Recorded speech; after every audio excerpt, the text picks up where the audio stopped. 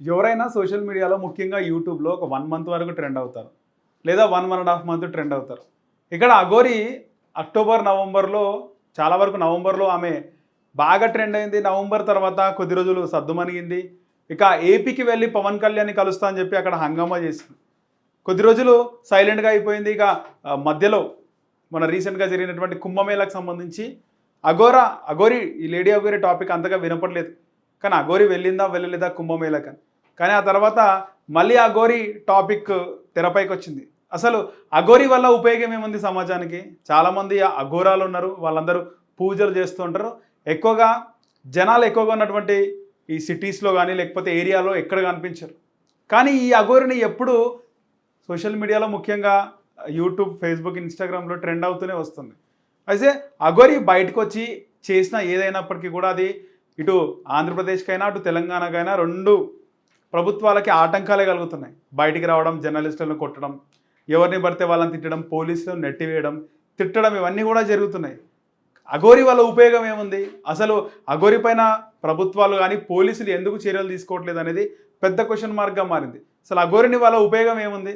అసలు అఘోరిని అంటారు, మధ్యలో ఆ అఘోరిని ఫోటోలు బయటకు వచ్చినాయి, మొత్తము గడ్డాలు మీసాలు ఉన్నాయి. ఆ తర్వాత రీసెంట్గా ఒక అమ్మాయిని ట్రాప్ చేసి తీసుకెళ్ళింది అనే వీడియోస్, న్యూస్ మనం చూస్తున్నాం.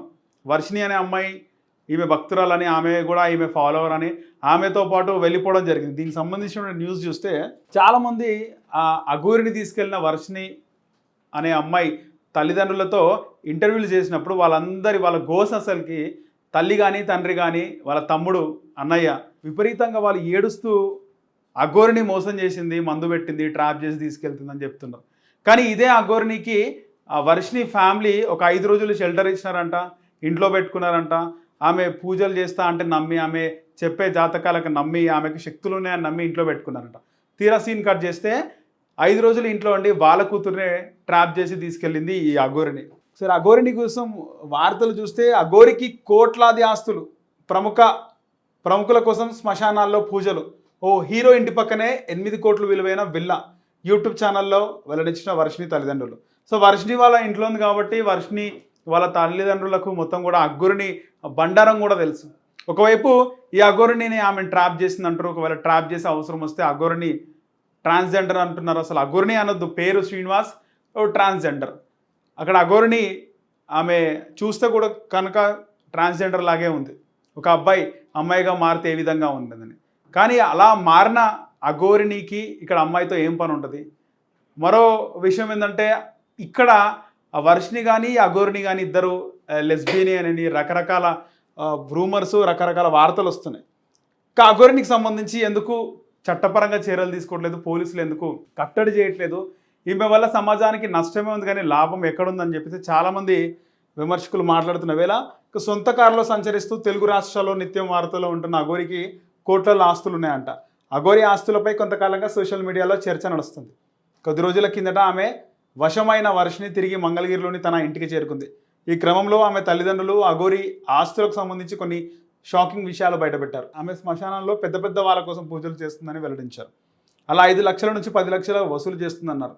అలాగే ప్రభాస్ ఇంటి పక్కన 8 కోట్ల విలువైన విల్లా ఉంది అని అఘోరి చెప్పినట్లు తల్లి వివరించారు. చాలామంది ఇలాంటి పూజలు చేసేవారు తమకు శక్తులు ఉన్నాయని, తమకు ఇంత ఆస్తులు ఉన్నాయని, తమను సమాజంలో అంటే చాలా పాపులారిటీ ఉన్న పొలిటీషియన్స్ అయినా, హీరోస్ అయినా, సెలబ్రిటీస్ తమను ఫాలో అవుతారని చెబుతూ ఉంటారు. సో ఆ విధంగానే 10 లక్షలకు సంబంధించి పూజ చేస్తాను, 5 నుంచి 10 లక్షల పూజ ఛార్జ్ ఉంటుంది. ప్రభాస్ ఇంటి పక్కన 8 కోట్ల విలువైన విల్లా ఉందని చెప్పింది. ప్రభాస్ ఇల్లు ఎక్కడ ఉంది? జూబ్లీ హిల్స్ పెద్దమ్మ గుడి పక్కనే ప్రభాస్ ఇల్లు. జూబ్లీ హిల్స్ పెద్దమ్మ గుడి వెనకాల ప్రభాస్ ఇల్లు. అలాగే యూట్యూబ్ ద్వారా 20 లక్షలు వస్తాయని అఘోరి వారితో చెప్పినట్లు వారు పేర్కొన్నారు. యూట్యూబ్ వల్ల 20 లక్షలు పెద్ద పెద్ద టాపెస్ట్ డిజిటల్ మీడియాలకే రావడం చాలా కష్టం. 10 లక్షలు రావడం కూడా చాలా కష్టం టాపెస్ట్ డిజిటల్ మీడియాకే 10 లక్షల రెవెన్యూ యూట్యూబ్ నుంచి, కేవలం యూట్యూబ్ వీడియోస్ నుంచి రెవెన్యూ రావడం చాలా కష్టం. కమర్షియల్ యాడ్స్ అవి పక్క పెడితే యూట్యూబ్ నుంచే 10 లక్షలు రావడం కమర్షియల్. అలాంటి అఘోరికి 20 లక్షలు ఏ విధంగా వస్తాయి? ఇవన్నీ బూటకాలు, నాటకాలు, ఉన్నవి లేనట్టుగా, లేని ఉన్నట్టుగా. ఇక్కడ అఘోరి అయితే అఘోరిని నమ్మించే ప్రయత్నం అయితే చేసింది. యూట్యూబ్ నుంచి 20 లక్షలు వస్తాయని అఘోరి వారితో చెప్పినట్లు పేర్కొన్నారు. ఇప్పుడు ఆమె మాట్లాడిన వీడియో సోషల్ మీడియాలో హల్చల్ చేస్తుంది. అఘోరి ఐఫోన్ వాడుతున్నారు, ఎప్పుడు సొంత కారులోనే ప్రయాణం చేస్తుంటారు. తాను పాదయాత్ర చేస్తుండగా గత జనవరిలో భిక్షం వేశారని, దాని ద్వారా కారు ఐఫోన్ కొన్నారని ఓ ఛానల్కి ఇచ్చిన ఇంటర్వ్యూలో అఘోరి తెలిపింది. ఇక ఒంటిపై బూడిద రాసుకొని తెలుగు రాష్ట్రాల్లో పర్యటిస్తున్న అఘోరికి కోట్లలో ఆస్తులు ఉన్నాయని ఆరోపణలు రావడం ఇప్పుడు చర్చనీయాంశంగా మారింది. నిజంగా అఘోరిని అయితే చెప్పుకుంది. అఘోరిని వల్ల సమాజానికి ఎలాంటి ఉపయోగం లేదు. అఘోరిని ఒక ఇంట బాధని సృష్టించింది. షెల్టర్ ఇచ్చిన వాళ్ళ ఇంట్లో నుంచే అమ్మాయిని తీసుకొచ్చుకుంది. ఆ అమ్మాయి కూడా రావడానికి రీజన్స్ ఏందో అర్థమవుతలేదు. మొత్తానికి ఆ అఘోరిని వల్ల సమాజానికి అయితే అసలు లాభం ఏమీ లేదు, నష్టం తప్ప. ఎందుకని పోలీసులు కానీ చట్టాలు కానీ ప్రభుత్వాలు అఘోరిని కట్టడి చేసే ప్రయత్నం ఎందుకు చేయట్లేదో అర్థమవుతుంది. మొత్తానికి అఘోరిని వీడియోస్ రావడము, వాటిని చూడడమే ఒక పెద్ద చండలం.